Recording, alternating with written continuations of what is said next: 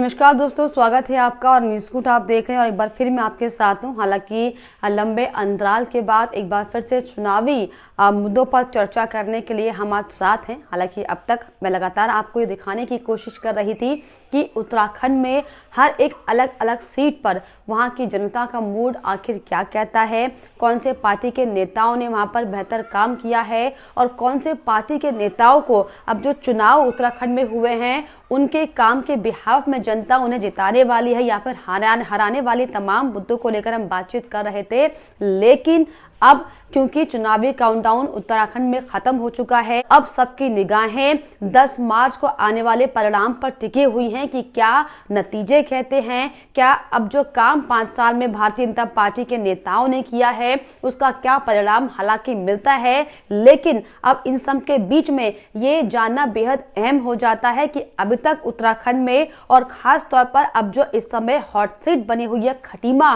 का क्या इतिहास रहा है, कौन कौन से पार्टी के नेता वहां पर अब तक जीतते हुए आए हैं, कौन से पार्टी के नेताओं को वहां की जनता ने सराहा है और जो समीकरण खटीमा की सीट का है वो क्या कहता है, यही डिस्कस करने के लिए आज एक बार फिर हम आपके साथ हैं। जिसमें अगर खटीमा सीट के राजनीतिक पृष्ठभूमि की अगर हम बात करें तो खटीमा विधानसभा सीट के राजनीतिक अतीत की अगर बात की जाए तो 2002 से 2007 के चुनाव में कांग्रेस के एडवोकेट गोपाल सिंह राणा वहां पर विधायक बने, यानी कि खटीमा में गोपाल सिंह राणा ने 2007 में भारतीय जनता पार्टी के उम्मीदवार को करीब 17,000 वोटों के अंतर से हरा दिया था और उस दौरान 2007 में उत्तराखंड क्रांति दल यानी कि यूकेडी के केआर सिंह तीसरे नंबर पर थे। लेकिन अगर इसके बाद हम 2012 की बात करें जिसमें बीजेपी के पुष्कर सिंह धामी का मुकाबला, यानी कि जो मुख्यमंत्री अभी वर्तमान में है उनका मुकाबला कांग्रेस के देवेंद्र चंद से हुआ था और इस चुनाव में पुष्कर सिंह धामी ने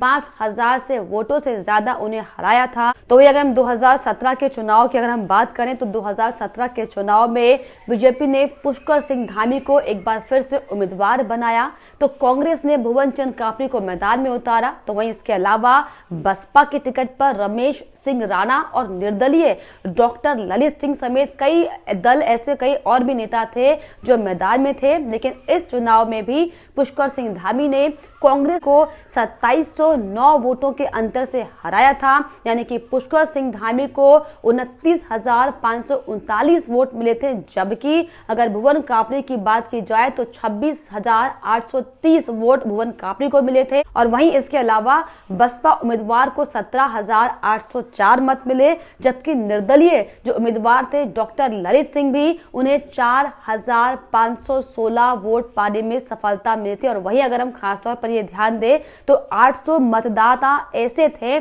जिन्होंने नोटा का बटन दबाया था। तो ये समीकरण अभी तक 2017 तक उत्तराखंड में खटीमा की सीट पर बने हुए हैं। और अगर अब ऐसे में हम मतदाताओं की बात करें कि जो सामाजिक वातावरण वहां का है खटीमा का वो क्या कहता है, किस किस तरह के मतदाता खटीमा में हैं, कौन कौन सी जाति समुदाय समाज के लोग हैं जो खटीमा की सीट को बेहद ज्यादा अहम बनाते हैं, अब उनकी अगर हम बात करें तो खटीमा विधानसभा सीट के सामाजिक समीकरणों की अगर खास बात जब सामने आती है तो यहाँ पर करीब 1.25 लाख की आबादी रहती है और इस विधानसभा क्षेत्र में महाराणा प्रताप के वंशज माने जाने वाले राणा थारू परिवारों के साथ ही पिथौरागढ़, मुनस्यारी, लोहाघाट, चंपावत इलाके से अपर्वतीय लोग भी निवास करते हैं। और यहाँ पर अच्छी तादाद देश विभाजन के समय से आए सिख परिवारों और मुस्लिमों की भी है और ऐसे में ये माना जाता है कि यहाँ पर थारू जनजाति का वोट बैंक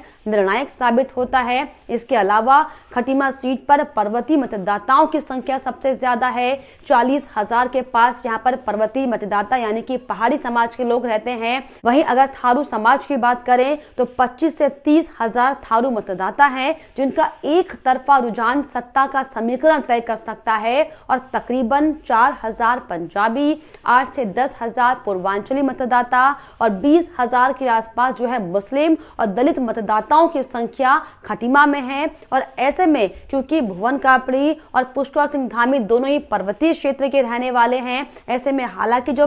पहाड़ी वोट बैंक है वो बंटने की आशंका जरूर हो, लेकिन जो एक तरफा थारू समाज का वोट है वो किस पर जाता है, ये बहुत बड़ी भूमिका अदा करता है खटीमा के नेता को जिताने के लिए। जी हाँ, और वहीं अगर हम इन तमाम मुद्दों के अलावा अब जो हाल ही में मुख्यमंत्री खटीमा सीट के खटीमा के विधायक जो पुष्कर सिंह धामी को बनाया गया है, इनके कार्यकलापों की अगर हम बात करें कि इन कुछ चंद महीनों में कौन कौन से काम मुख्यमंत्री ने किए हैं जो हो सकता है कि खटीमा की जनता पर हावी हो जाएं। मुख्यमंत्री बनने के बाद आपको बताएं कि पुष्कर सिंह धामी ने कई काम खटीमा में किए हैं। अगर हम खटीमा की बात करें तो औद्योगिक प्रशिक्षण संस्थान उन्होंने खोले हैं, पूर्व सैनिकों के लिए कैंटीन बनाने का काम किया, 100 बीघे भूभाग पर आवासीय एकलव्य विद्यालय की चर्चा हमने सुनी थी, रोडवेज स्टैंड, बाईपास सौंदर्यीकरण, शहीद स्थल के निर्माण और सरकारी अस्पताल में सिटी स्कैन की सुविधा जैसे कई विकास परियोजनाओं का शिलान्यास और लोकार्पण हालांकि मुख्यमंत्री ने अपने वर्तमान में मुख्यमंत्री रहते हुए किया है। लेकिन जिस तरीके से अगर खटीमा सीट की हम बात करें तो दो बारी का जो है वो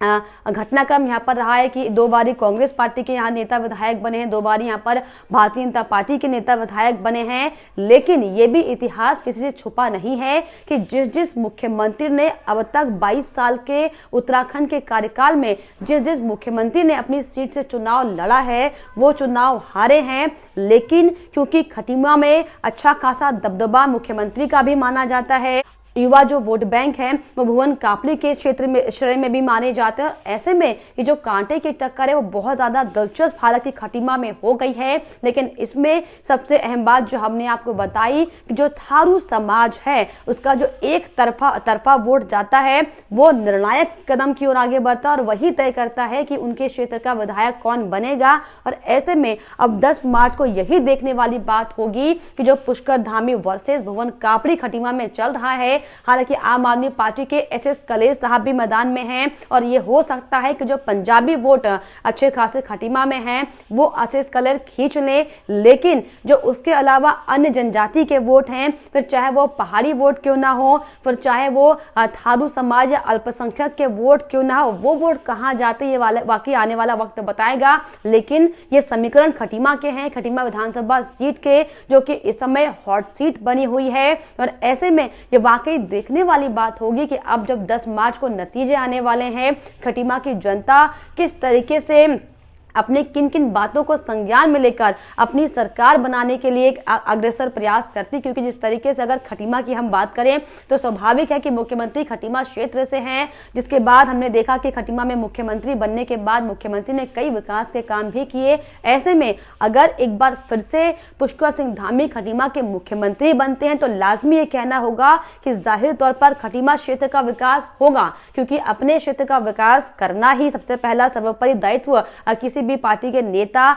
या उनके मुख्यमंत्री का होता है। और इसीलिए हो सकता है कि खटीमा की जनता इस बार ये सोचकर अगर उसने वोट किया होगा कि खटीमा का विकास होगा तो definitely Pushkar Singh Dhami hat trick Khatima seat से लगाएंगे। लेकिन अगर जो मुख्यमंत्री से इतर अगर हम देखें तो 10 साल का जो कार्यकाल मुख्यमंत्री यानी कि बीजेपी विधायक पुष्कर सिंह धामी का रहा है, उसके इतर अगर वो कामों पर वोट करती है या फिर उनकी परफॉर्मेंस पर वोट करती है तो हो सकता है कि थोड़ा बहुत जो फर्क है वो पड़ सकता है। क्योंकि भुवन कापड़ी की भी एक अच्छी खासी लोकप्रियता खटीमा में मानी जाती है। लेकिन अभी देखने वाली बात होगी कि जो मुख्यमंत्री वाला फैक्टर है ये खटीमा में कितना कारगर साबित होता है। और आने वाली 10 मार्च को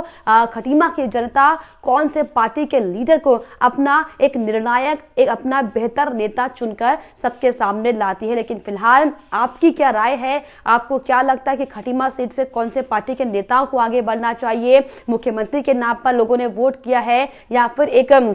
बदलाव की और वहां की जनता आगे बढ़ रही है? इन तमाम मुद्दों पर आप अपनी क्या राय रखते हैं हमें कमेंट बॉक्स में जरूर लिखिएगा और ये जरूर बताइएगा कि आप आने वाले जो नतीजे 10 मार्च को आने वाले हैं उसमें आप कितनी सहभागिता अपनी रखते हैं और क्या चाहते हैं कि 10 मार्च को किसके पक्ष में रिजल्ट सामने आए और आखिर क्यों आए। तो फिलहाल इन तमाम बातों को लेकर चर्चा हमारी जारी रहेगी, लेकिन फिलहाल इस पर आपकी क्या राय है हमें कॉमेंट बॉक्स में जरूर लिखिएगा। साथ ही साथ हमारे चैनल को सब्सक्राइब करना भी ना भूलें।